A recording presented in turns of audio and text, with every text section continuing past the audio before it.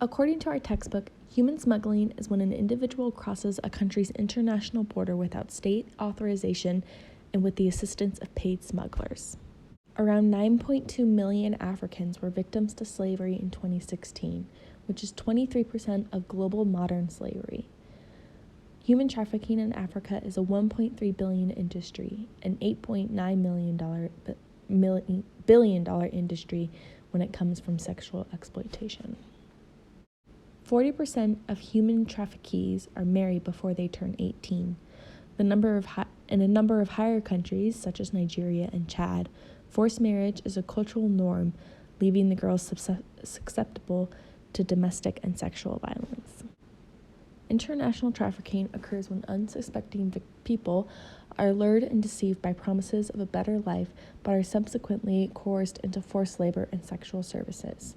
According to the textbook, many newly arrived migrants become part of their benefactors' workforce until smuggling debts are paid off, while others are allowed to obtain employment elsewhere and make periodic payments to their benefactors.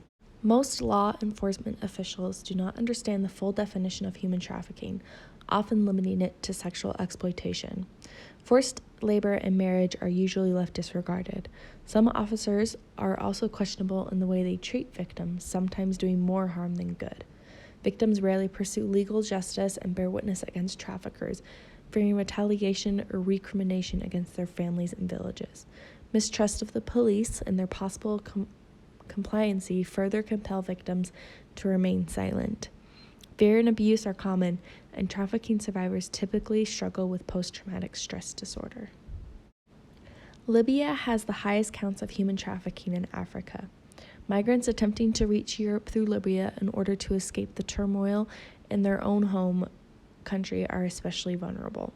Elaborate trafficking networks stretch throughout Libya from sub-Saharan states, and traffickers target migrants on these routes with false and misleading job offers before pushing them into forced labor or sexual exploitation.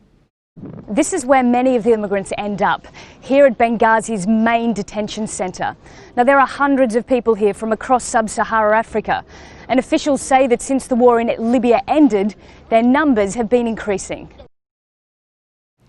Slow progress is still being made.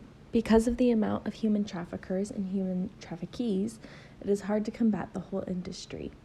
The amount of African countries in Tier 3 has decreased since 2015.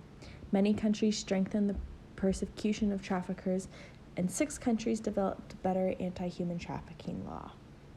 Human trafficking is still an urgent crisis, especially among women, children, and migrants. African countries can improve their situations through better law enforcement and legislation. With millions of people already being trapped in modern slavery, more are at risk.